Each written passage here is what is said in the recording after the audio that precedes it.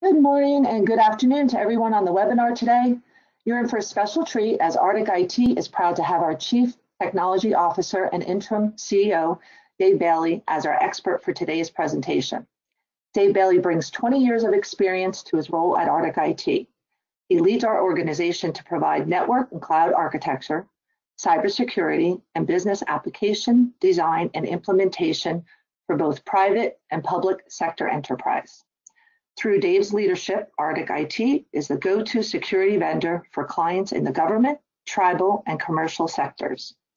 Dave holds a Master's of Science in Cybersecurity, Certified Ethical Hacker, Certified Cybersecurity Analyst, and CISSP. He resides in New York with his family and enjoys traveling and spending time outdoors. Now with that, I'd like to turn the presentation over to Dave Bailey. Dave? Well, thank you very much for the introduction, and thanks for all that are able to join us today. I got an opportunity to look at the attendee list. Some people we've known for years, some people we've never met, so glad to have a good mix of folks. We're going to go through Cybersecurity 2020 and discuss what kind of game plan we believe you should have in place coming up with the new calendar year. I'm going to assume that some of the things we go over today you don't have a plan for, and hopefully that's what you walk away with from your hour with us today. Some tip, some trick, some action item to get yourself into a better security posture for the coming year. Any little thing you can do puts you in a better spot, so let's dive right in.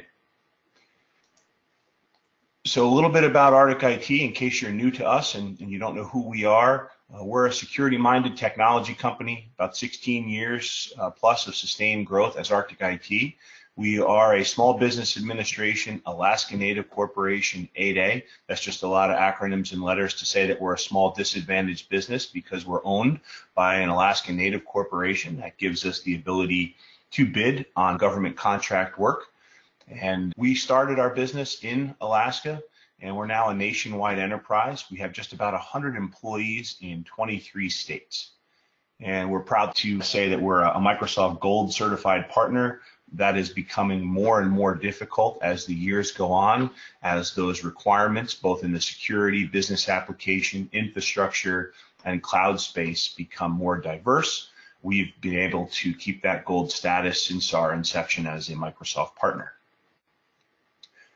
We do two different services at Arctic IT. One we've collectively called Arctic Care. That refers to both our managed services and our managed cloud services for our customers. It also refers to our advanced managed services, which refer to security, different products that we're going to go out and put inside a client's network to monitor their environment, patch their operating systems, look for malware, protect them from malware, encrypt their workstations so that they don't get infected, protect them from things like ransomware.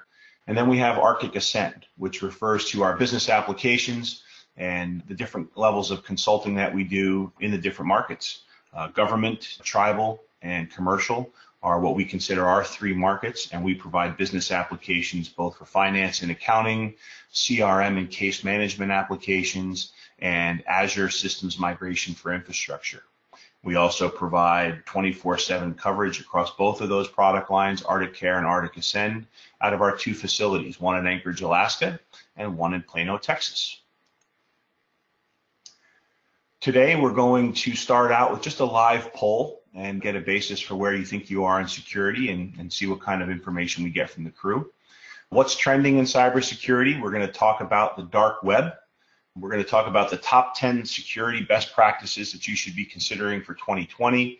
And I'm going to take you on a special field trip live into the dark web and show you what's on the other side there and show how easy it is to buy an identity and see the different options that are out there in the dark web. Most of you on this call today have never been out to the dark web, and I think you're going to find it pretty interesting, okay? And then we're going to talk about some of the things you can do to take action. All right, so go ahead, Joanne, and do your live poll. Okay, question for today is, how confident are you in your organization's cybersecurity strategy for 2020? So we'll give it a few seconds. Right now we're at, let's see, about 42% confident. Okay, let's close and let me read the results. Okay, we have 8% not confident at all, 25% somewhat confident, 42% confident, 17% very confident, and 8% completely confident. So a majority of you, I think you're pretty confident. Okay. All right, that's a good spread. Okay, so let's talk about some of the things that are trending. About $6 trillion. That cybersecurity venture projects that cybercrime will cost the world by 2021. 2021 is not too far away, as we know. The amount of money that is moved through the dark world, if you will, from a cybersecurity perspective, everything from ransomware to corporate espionage to corporate secrets being stolen from companies, those all attribute to those costs.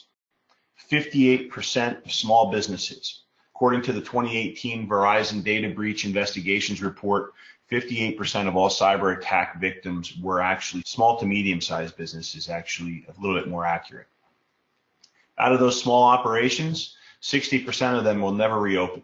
They just cannot financially recover from the damage that a cyber attack has caused them. So the struggle is real. Besides money, what else do you lose? If you're not protecting yourself from a cybersecurity perspective, you can lose vital services. So if you're a tribal organization, we've had a few this past year where their health clinic or their medical facilities were attacked by ransomware, denying the public access to medical care for a period of time, which is extremely critical. Records. We've had businesses lose their vital business records, tribal enrollment records, government employee records, even our own Office of Personnel Management in the United States federal government's been breached, not once, but twice. Productivity. Outside of the material things, just the downtime alone, when you lose workstations, you lose servers or access to critical systems, the recovery there is massive.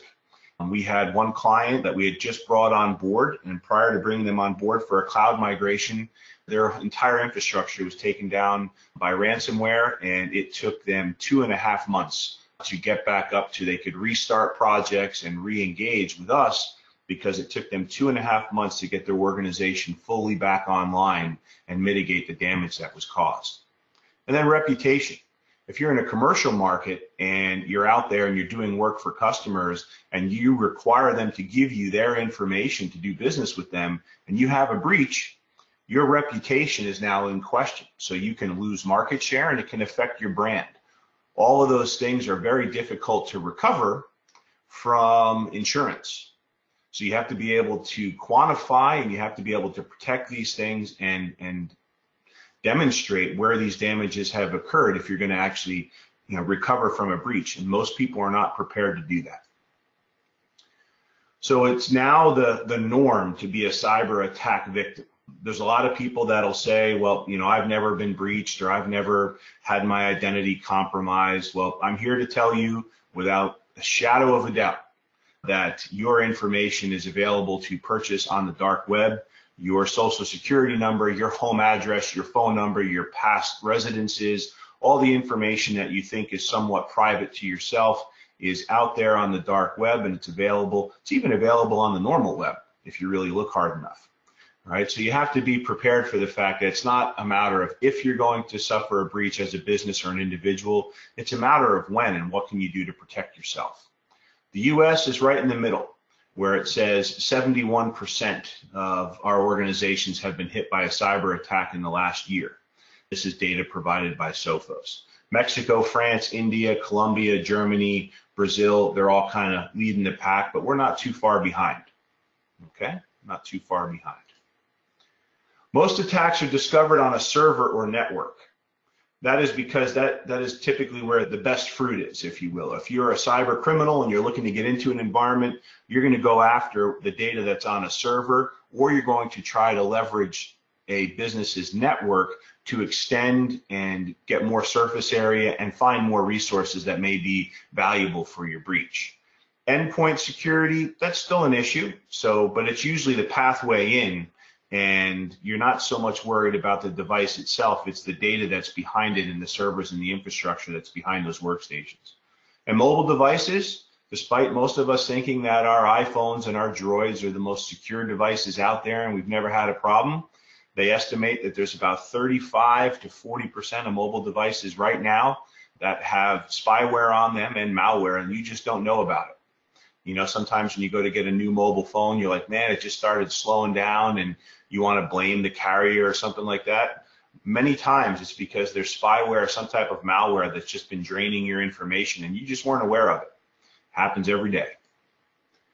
So what's the difference? Most of these terms are familiar to us today: virus, Trojan, ransomware, worms, adware, spyware, bots, rootkits, bugs.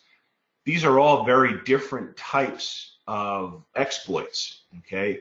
However, there are packages where I can deploy, if I was a cyber criminal, I could deploy a virus, a Trojan, and ransomware as all as one package in one payload through a device into an environment or through a web service or some type of link in an email that someone clicked on. Remember, every single organization has at least one person that'll click on anything. It's a fact. And as I'm telling you that, you're thinking about that person in your organization right now that you know if you sent them something, they would click on it without even hesitation. So there's education in there about these different things. But I could use a Trojan to backdoor into a system to deploy a virus, and I want that virus to occupy all the different scanning systems that are in that network. The entire time I'm keeping everybody busy and creating a bunch of network traffic, I'm deploying ransomware in another direction inside that infrastructure. So I could deploy all three in one package, okay? All right, so let's talk about the dark web. Now, if you've seen a lot of movies, you assume that, you know, the dark web is this thing that people talk about, and it's not necessarily related to Star Wars, in case anybody had any assumptions there. It's not. If we use the iceberg analogy, anybody that lives in Alaska knows that this isn't accurate. About 11% of an iceberg is what you see across the surface, and about 89% is what's below. In our picture, because we have a little of an affinity for ice and the Arctic, about 4% of the internet that you think you know. So everything that you search on Google, everything that you use in the internet, whether it's e-commerce, informational, everything, if you sum up the entire internet, only about 4% of it represents what's called the surface web. Everything else on the internet that you typically would never see, never touch, that sits below the surface represents what we call the deep web.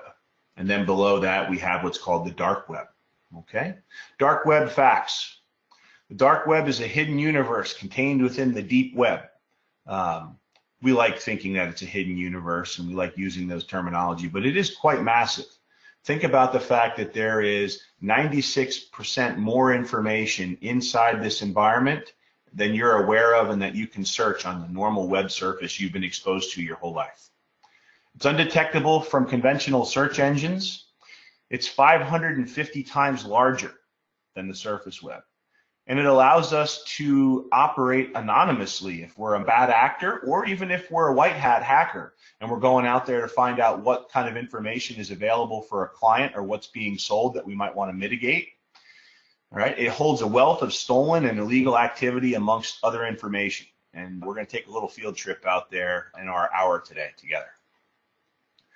So how are you being compromised right now? Malicious individuals look specifically for your email domains and who runs your organization. Arctic IT, we had a phishing attack yesterday. Someone grabbed my email address and set up a pretty sophisticated phishing campaign to go after several of our users. Immediately, our well-trained users, which I'm very proud of, hey Dave, was this you? Is this a phishing attack? Without exception, we had everybody question the integrity of the message. And it wasn't even one of our, scheduled tests, which we do for our employees to make sure that they're trained and aware of the different types of scams that are out there. This one was completely outside our organization and a real threat. And people just spoofing an email trying to get information. Credentials identified, they're going to harvest that. Your credentials are likely for sale right now on the dark web. We were at an event in Nashville a few weeks ago, and some of you might have joined us there. If you came up to our booth, we had our own Mary Gasperlin go out to a dark web scan with your your name and your business domain and see if they could find any of your credentials out there. 80% of the people that came to the booth, their current username and password and credential that they used for either work or personal was out there on the dark web for sale. They quickly moved to post it up for sale on the dark web or exploit it. They're not necessarily, once they get it, interested in getting your information. They're interested in the price they're going to get for selling it on the dark web.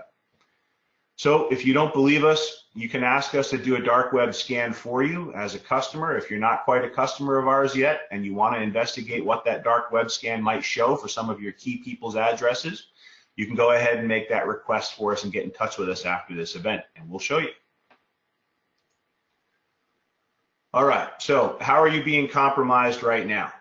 Most of us just kind of go through our day and not necessarily understand what that threat is or how it's occurring. We trust that our IT professionals, or in some cases, if we're real small, our IT person, our IT guy, our IT gal is making sure that we're secure. But you have a responsibility as an individual as well as a business to ensure the security of the employees that you have and the people that you touch with your enterprise. Dark web monitoring is one of the key elements that you can do to find out what's out there and mitigate that. If you find a credential that's on the dark web that's for sale, go find that user inside your enterprise, make them change that username and password, stay diligent on that type of stuff. Don't let the person use the same username and password all over the place. Many times our same username and password at work is what we will use to create accounts for different types of services that aren't even work related. Most people have a LinkedIn account that's identical to their username and password for their work address. Some people use the same work address and email and password for Facebook, Snapchat, Instagram, Yahoo, of all things, the most unsecure email platform on the planet. All right, so we use a tool called ID Agent as a managed services provider and security provider. We have access to this tool, and we frequently use this to scan our clients' environments and scan the dark web to make sure there's nothing out there that's risky to them so that we can help them become more secure. We go into the dark web so you don't have to. All right.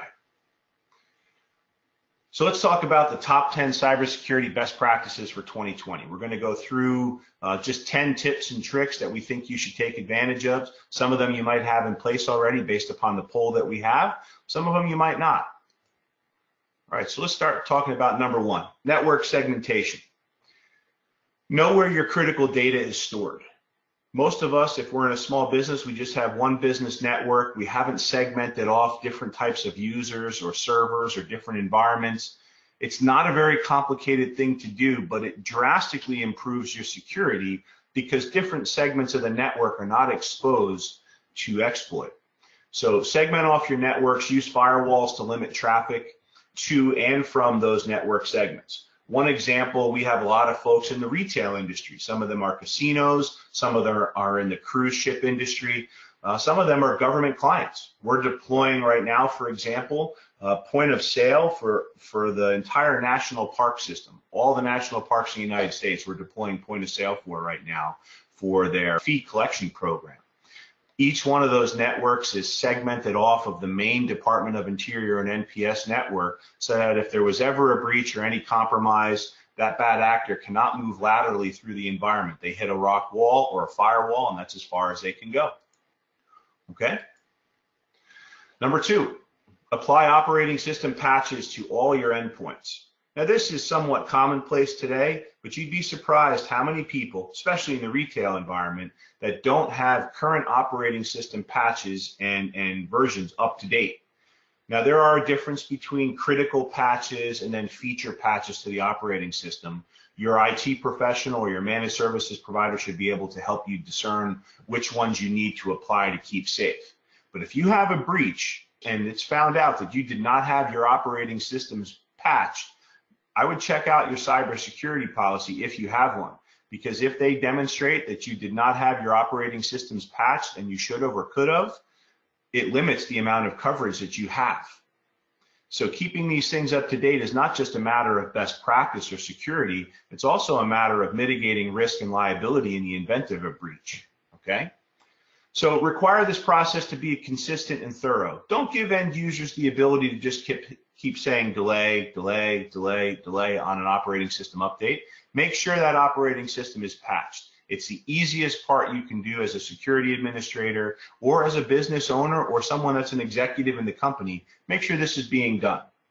If you don't have that bandwidth inside your IT staff, one of the simplest things you can do is use a managed service provider, or you can use what's now called Windows as a service. If you're using Windows operating system, Microsoft offers something called Microsoft 365.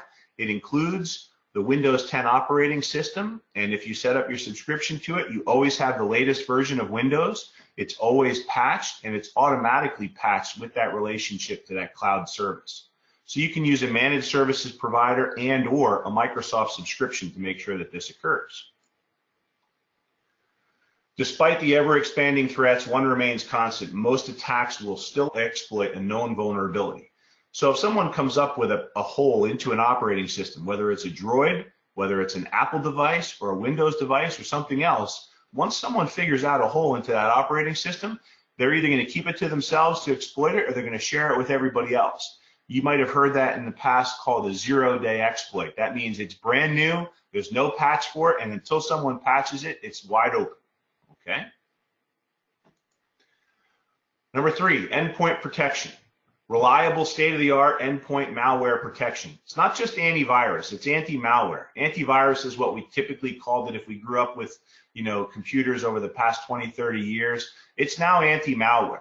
Those applications that are deployed to a desktop, they have antivirus in them, but they also have many different types of tools in there to protect against ransomware, encryption, that type of thing.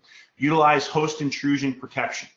So that means we're going to look for anomalies and signatures with a device that sits out there in your network and or on your endpoint to see what kind of traffic is coming in, establish a baseline, and then anything that doesn't look normal, we're going to go ahead and flag that and or stop it. All right? It depends on the level of sophistication you have in that device.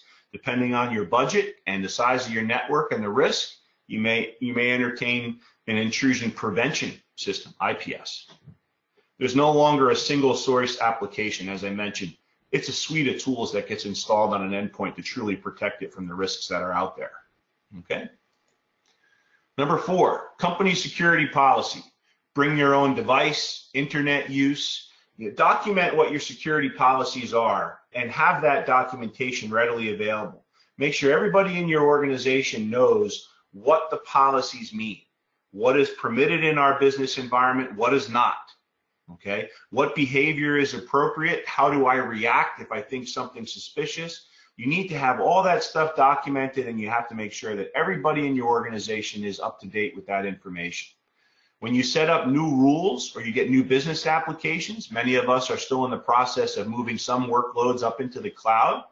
Well, that changes the security landscape of your business, and it should change your policies and your documentation.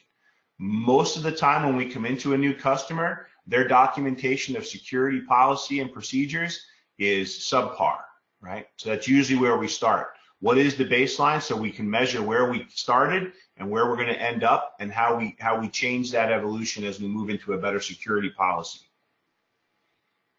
Okay. Number 5, cybersecurity training. We do a quarterly phishing test for a lot of our clients. Arctic IT did a quarterly phishing test for our entire organization yesterday. Some of that was part of our phishing test. We actually had a real threat within 30 minutes unrelated to our phishing test. So we make sure we test our folks and we make them as sophisticated as we can to make sure we're sharpening their tools, their awareness. I'm happy to say we had a really good response. Unfortunately, it all came from me, so I got a lot of email traffic yesterday afternoon, evening, and into this morning. Hey, Dave, was this you? But that kind of training is really important. If you don't have someone testing your folks internally to try to sharpen their awareness and their cybersecurity skills, well, someone outside your organization is testing them, and they might be winning and you're not. So make sure you're doing that investment. It's not too hard to do. Here's a phishing example. I got this, this was a few months ago. So I personally bank at Chase, Congratulations, now everybody knows that. And I got something from Chase, and it was an online access alert. It had the Chase logo. It was a little stretched at the bottom. The top one looked fine, but the bottom one didn't look so good. And everything else looked pretty legit. So I hovered over that blue hyperlink there, and I'm like, that doesn't look right. So being a little bit of a cyber nerd, I decided to use some of the tools and training that I had. And I went back and I troubleshot it, and I said, okay, well, Adobe Connect is sending me a Chase notification. Well, if they were using Adobe Marketing Cloud, maybe that's how they were messaging their customers, but that doesn't look right. So then I copied the hyperlink into Notepad, which is safe, right? Because it's not going to execute there, and I just want to digest what's in the hyperlink. And then I take that and I go out to what's called the Whois, which is an ultra tool that I have, and I scan the IP. I get back the scan report, and I find out that this came directly from a dude named Dmitry in Moscow. Not real. And it was loaded with ransomware. So if I had clicked on that link inside my environment and I didn't have the protections we just talked about, that would have easily deployed ransomware into my environment. Now, if I had clicked, we use tools. We use Sophos Endpoint Protection inside our environment that would immediately pick up the attack, encrypt everything with the use and coordination with BitLocker on the Windows 10 operating system, and hopefully protect my workstation. But knowledge and awareness and training told me, hey, this doesn't look normal. That's the same level of awareness. Despite being a cybersecurity professional, every single person in your organization needs to be that astute to notice something fishy in an email. Don't click if you're not sure. It's that simple, okay?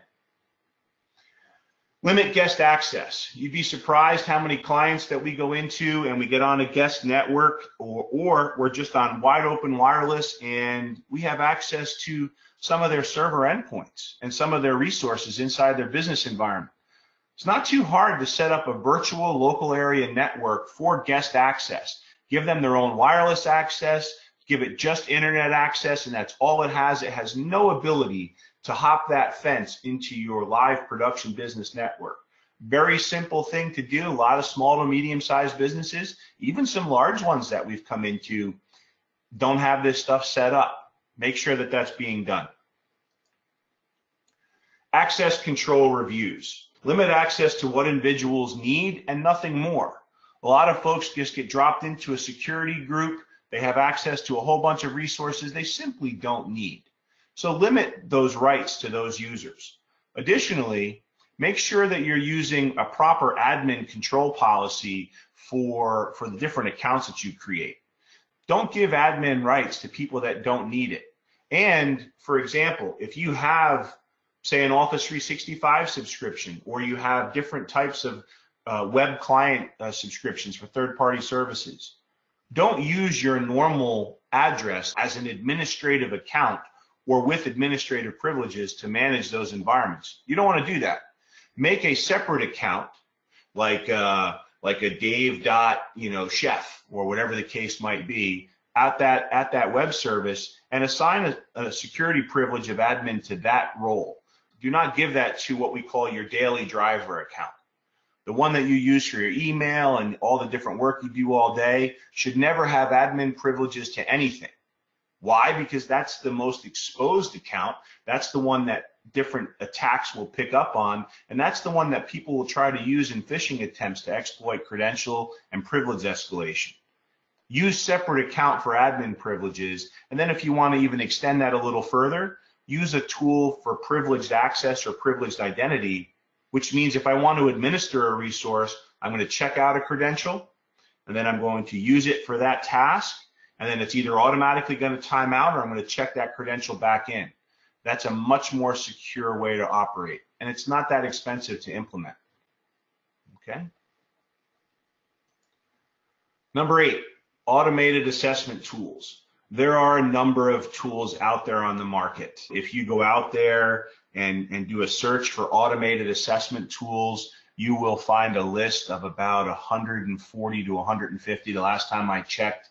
You need to automate many of the security tasks and monitoring that you should be doing as an operation.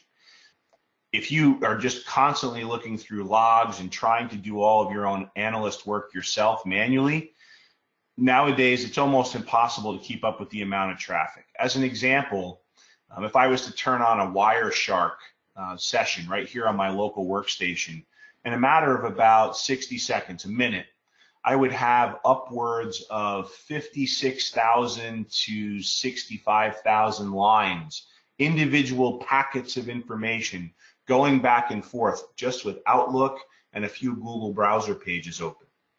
You can't go through that much traffic to find out if there's any bad information being exchanged or exploits occurring. So you need to have tools that are looking for this stuff and making sense of what's normal and what's not, and then surfacing those anomalies to you. One of the ones that we use quite extensively is Rapid Fire Tools. It's a managed services toolkit that we deploy. We have a network detective component, a CyberHawk internal threat detection, and then there's also a third feature that some of our clients would use, whether they're in the HIPAA space or something to that effect, where there's a compliance manager and it's looking for the different controls based upon a compliance standard that you have. So if you're in a medical space or a medical clinic, or you're in some type of customer-facing environment like PCI compliance, something to that effect, or you're looking to do a cyber insurance audit. Believe it or not, if you have these tools in place, your cyber insurance premiums can be shrunk. Kind of like a good driver discount for your car. If you have all these tools in place, your cyber insurance company will apply a discount to your premium because you're doing what you should be doing to secure your environment. Keep that in mind. Okay, hackers use tools to scan ports and identify misconfigured devices. I'm actually going to show you what some of those tools look like today as well as we get into it. Multi-factor authentication. So one of the coolest things about multi-factor authentication, and this is no exaggeration, 99.9% of identity attacks have been thwarted, that means stopped, by turning on multi-factor authentication. If you're not familiar with what that is, or you have someone convinced you, or you're convinced yourself that it's just an extra step you don't want to go through, I'm here to tell you that you're missing the boat and you are leaving yourself significantly exposed as an individual and as a business if you don't have this turned on. It is one of the most simple things to turn on. Most of us at some level in our lives have multi-factor enabled. With your bank, maybe you log into your bank to check a balance or to pay a bill. It'll send a code to your phone. You either hit approve or you put that code back into a window inside the web application, verifying that it's you. All right, it's very important that you do that.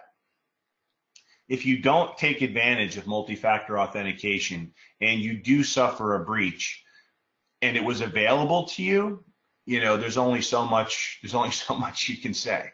It's your fault. So the fact that we use Office 365 for Microsoft, for example, any of our folks, whether we're using Dynamics CRM, we're using Dynamics 365 for finance, or we're using Office 365 applications in the cloud, any browser, any device, anytime, if I go to log into those services, it just sends a little message to my phone, was this you, approved, yes or no, or it asks me to put in the code. Our time and billing system uses multi-factor authentication. All of the Microsoft suite does. Most of the AWS environments now you can enable multi-factor on as well. Be smart. Out of anything you heard from us today, if you have the option to turn on multi-factor authentication, that above all else I could say would be the single biggest thing you could do in 2020 to help protect yourself as an individual and your business. And it works cross-platform. You can set up a Google Authenticator to get into your Microsoft tools. You can set off a Microsoft Authenticator to get into your AWS, your Google, and even your Apple tools, right? So use some type of authenticator, please. All right, number 10. This one might seem pretty simple. Everyone that's on the call probably thinks the IT department's got everything backed up, but it's not just about the backup. We had a client not quite a year ago. They were taken down by ransomware, and about 190 workstations, about 60 different servers, virtual servers, and all of the SAN storage that contained all of their backups for all of their systems and personal files were all taken down by ransomware. Even their backups were encrypted. So if you have a business reason to hold your backups on premise, that's fine, that's understandable. At a minimum, you should be shipping those off to some type of cloud storage where they're preserved and encrypted at some level of frequency to minimize your downtime in the event of a breach. Secondarily, you would definitely want to have some type of encryption mechanism for those backups on site. As we went through a little bit earlier in our presentation, you should have your backup environment, right, that storage environment, on a separate network segment, so that even if someone gets into your environment laterally, they can't spread and get into that backup environment, okay? Many different things that you can do to protect your backups. So yeah, you do have to have a backup to the backup. And that sounds redundant, but it is supposed to be. That's why it's called fault tolerance and redundancy. All right? So now let's take a field trip to the dark web. So I'm going to minimize my desktop here, and just going to move this over a little bit. And to make sure that we're doing this in the spirit of the dark web, I have to go ahead and put on my hood. All right. So now I'm using something called the Security Onion. I have a Windows 10 workstation, 64-bit operating system. It's got a terabyte of storage, and it has about 16 gigs of RAM on it. So I'm using an Oracle virtual box. It's just a virtual machine technology that's on my workstation. And inside that workstation, I started what's called the Security Onion. And Onion is appropriate because it has layers. So there's different layers to the web, as we talked about. And then we have something called the Tor browser. You can Google TOR browser, and you're going to get lots of unique information. Tor stands for the Onion Router. TOR, the Onion Router. This virtual machine has a pathway out to the internet, and as soon as I boot it up, let's make sure my security connection is on. All right, connected to the network. And now I am in one of several different dark web browsers. This one is called DuckDuckGo. So if any of you grew up with Duck Duck Goose, there's some kind of play there. DuckDuckGo. So if I want to search and I want to say purchase identity, I want to go ahead and purchase an identity. So I'm going out to the internet right now, and I'm going to, let's see here. I want to go to the digicrime.com website, and I'm going to search. So this is going to let me search occupations, geographic locations, social security numbers, mother's maiden names. And once I come up on some information, it's going to ask me how I want to pay. I could pay with my own personal credit card, which would be dumb. I could pay with my PayPal account, also traceable, or I could pay with my Coinbase wallet. So I use a Coinbase wallet, and that is basically going to let me use cryptocurrency. I can pay with Ethereum, Bitcoin, several other flavors of coin credit out there, and almost every information that I could possibly want on an individual or a range of individuals. I could say, you know what, I want to buy 100 names, and 1 out of 100 is going to turn into something I can open up a credit card with, immediately start buying information, that type of stuff.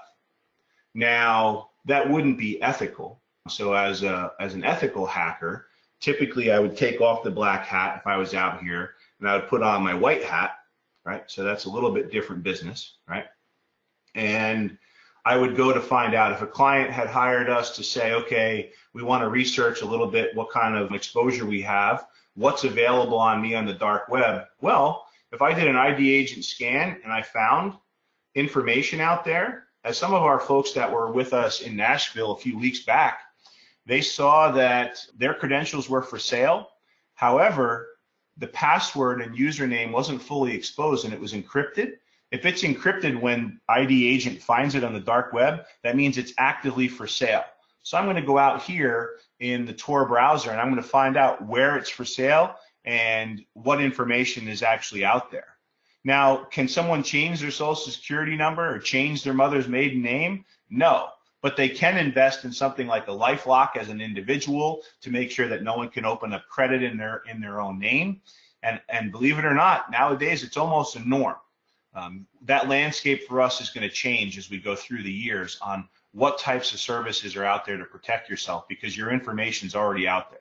My information's out there, my wife's, my kids. After the OPM breach, which happened twice as a government contractor, our US government gave all of my personal and confidential information to China. Twice, not just once, 2 times. All right, so it's out there. Even if you're a well-trained person and you think your stuff is secure, chances are it might not be. All right, so little fear, uncertainty, and doubt on your Christmas holiday. Make sure you're safe, make sure that you're protected, and don't assume that your information is not out there, because it is. Be aware, protect yourself. Now, some of the other little things that I think you'll find interesting. Now, over here, I have something called a Kali Linux machine, and I'll show you what that looks like. I'll just pull up a different monitor. Okay. Go ahead. So let me reboot this Kali machine. Now, Kali is a version of Linux that actually contains a bunch of penetration testing and what we call software exploits to take a look at people's environments. Most of the tools are what we call pen testing tools. If you're not familiar with what Kali Linux is, I'll share that a little bit with you. I'm going to show you just one thing. This is called a Wi-Fi pineapple. You guys might not know what a Wi-Fi pineapple is, but it's actually a real thing. I can plug this into one of my workstations. I can actually plug it into either this little Droid phone or this little Amazon tablet, right? Both running the Droid system. And I can set up this Wi-Fi access point. If I was at a convention, I would set it up as free convention Wi-Fi. And then I would go into my environment right here.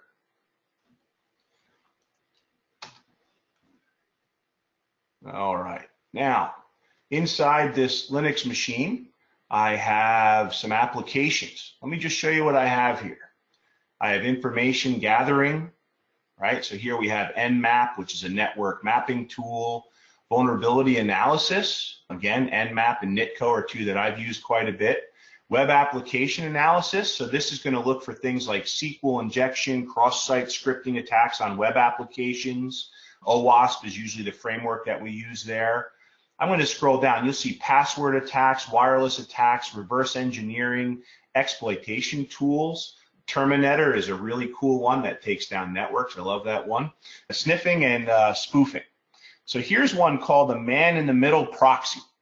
So if I turn on my man-in-the-middle proxy and I point it to my wireless access point, you sitting there at a conference are going to join on to my free wireless network. And as soon as you hook up, I'm immediately going to start a man-in-the-middle session, and I'm going to look at all the wireless traffic now being routed through my wireless pineapple, through my computer, and out to the internet. I'm going to be able to screen scrape different passwords, usernames, account numbers, credit cards that you type in to buy something, all of that stuff. And this little device here was about 150 bucks. Okay? And the tool that I'm using to do that, this Kali Linux machine that runs this simple exploit, that's free. Now, it is designed for a pen testing and a security training and exploit training system, but it's also available to do actual exploits. All right, so just keep in mind that these things are real. Now, some of the other things that we can do, if I go out here to something called Hack 5,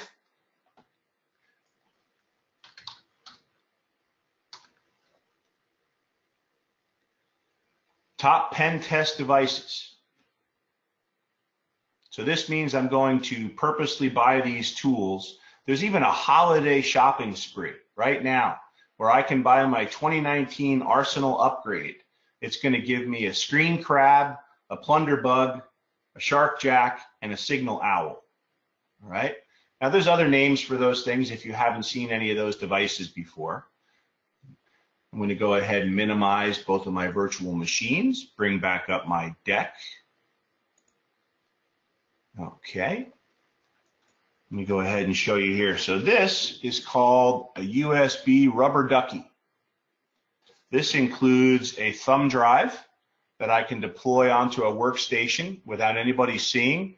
So I could stop into a parking lot if I was pen testing your organization and catch the cleaning guy on his way in at 10 p.m. and be like, hey buddy, here's a $100 bill. Just walk in and stick this on the back of a workstation in someone's environment for me. Thanks. He goes in, sticks it to a USB. That person fires up their computer the next day. If I had a pigtail attached to it and I'm within 100 meters, I can get a wireless signal and just start screen scraping everything they're putting through their computer. Keep in mind, I'm still wearing my white hat. This is pen testing. This is legitimate. I'm pen testing your environment for hardened operating systems, see if you have open ports on workstations, and I'm legitimately doing this with your permission. I could use what's called the Bash Bunny. The Bash Bunny is a full 512 gigabyte capacity on this little tiny unit. It's a full Linux operating system. Once I deploy it, I can deploy all different types of exploits. I can screen scrape credentials. I can move laterally through your environment, and no one would even notice it on the back of a computer. Okay? These are devices. This one's about $130, $140. The Rubber Ducky with the wireless feature is about $180. The reason that they're somewhat cost effective is most of the time, once you get it in an environment, you're not going to get it back, right? So they have to be somewhat disposable. Now, if you wanted to get this device back after it recorded a bunch of information and you couldn't get in the back door that you tried to set up, you could pay that same cleaning person $100 a week later to pull it off and bring it back out to you. And if you don't think that that happens in the daily world, it does. It happens. Okay, so that was your little trip to the dark web, some nerd tools for exploit pen testing. Most of the time, these tools are used from a white hat perspective. Every once in a while, they're used from a black hat point of view.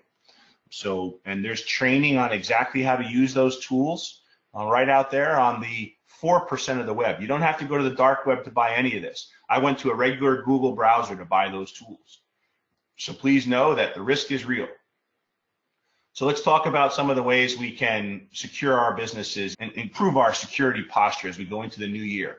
Back up your data, offline and off-site. Our recommendation, data on your device, data on-premise, data in the cloud.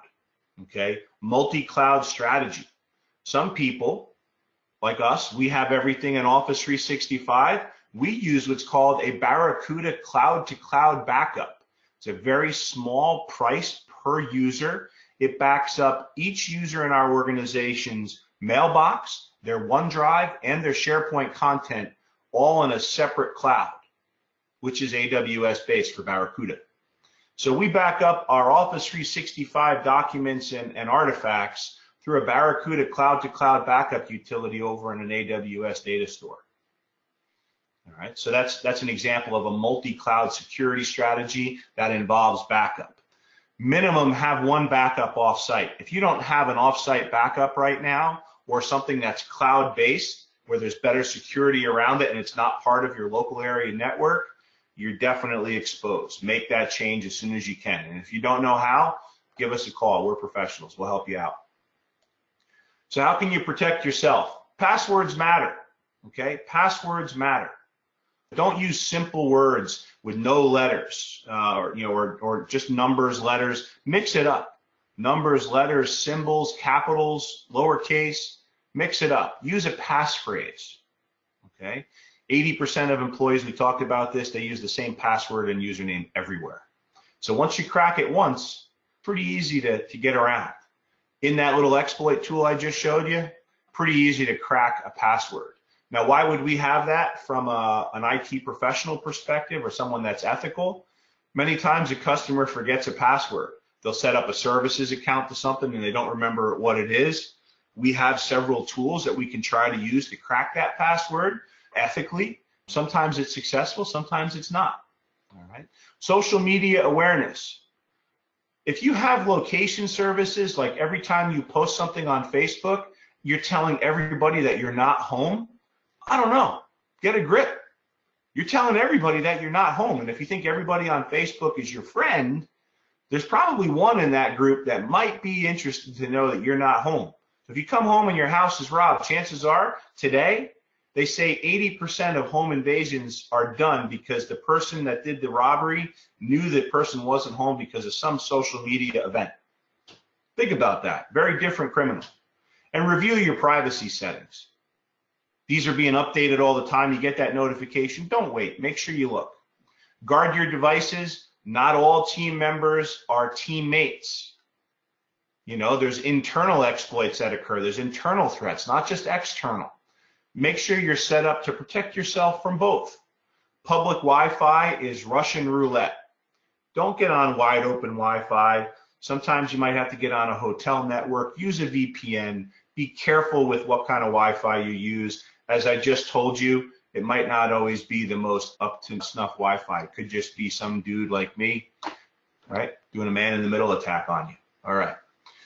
How you can protect your organization. Deploy multi-factor or two-factor authentication, the single biggest thing you can do. Single biggest thing you can do.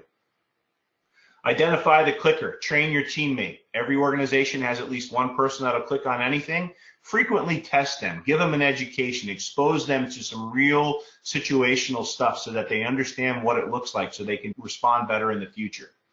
Adopt cybersecurity best practices. That's a pretty broad topic, but there is a list. If you just Google top 10 security best practices, find a list. Turn on something.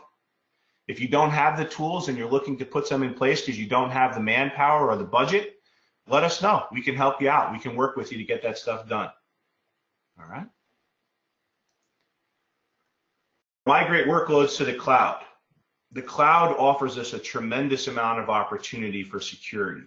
Whether we're large business, medium business, small business, moving workloads to the cloud can drastically mitigate risk. It can decrease risk of breach. You actually get to shift some of the liability of breach to that cloud provider, believe it or not. If you use software as a service, for example, and somehow that cloud provider was breached and it wasn't inside your environment, it's not in your switch fabric, and that breach belongs to that provider, liability shifted. Your insurance will still cover the damages it provides to your business, but liability from a lawsuit point of view is drastically changed. You inherit controls you cannot necessarily afford or scale up to when you move to the cloud. The different layers of security, the different monitoring, and the different security profiles and controls that an organization that operates a cloud hosting environment can provide definitely is going to be much more thorough than what you can deploy on premise. Whose network is more secure? Microsoft's, Amazon's, Google's, or yours? If you want to roll that dice and you think that yours is more secure, well, good for you. That means you got a whole army of folks and millions of dollars of technology protecting what they consider is the most important thing to them, and that's their brand. If there's a breach out there, that brand damage is so important that they're not gonna spare on any expense to protect your environment. Who has better monitoring, right? Software as a service provides application layer access only. So if you're using an application, user credentials and access to that software and then the roles in that application are what defines that user's experience. Access to the data is usually protected in what they call a web application layer or tier and a data tier. Software as a service is a big opportunity for you. Things like data loss prevention, operating system updates and patching, rights management, where if someone copies an Excel file to an email and puts it outside your environment, no one can open it. Mail filtering, those are all things offered by third-party web services like a Microsoft 365, a Google, AWS, okay? Having an IT guy is probably not enough. You need an army or you need a bench and you need a lot of experience protecting your business. If you don't have a big enough staff and you can't scale because of budget, believe it or not, outsourcing to a managed services provider is a better option than you think. It's more cost effective and it drastically improves your security posture. At Arctic IT, we talked about Arctic Care. We have an advanced managed services and managed cloud services. We offer two products, Essentials and Advanced. As you look through your different requirements that you have for your business, what you think you can cover versus what you think you need help with, we scale those two offerings to meet your business's needs. So this is just an example of some of the coverages that we provide. Yeah, so thank you all very much for joining us. Happy holidays, Merry Christmas, Happy New Year to you and yours, and we wish you all the best in 2020, and stay secure. Thank you for joining us.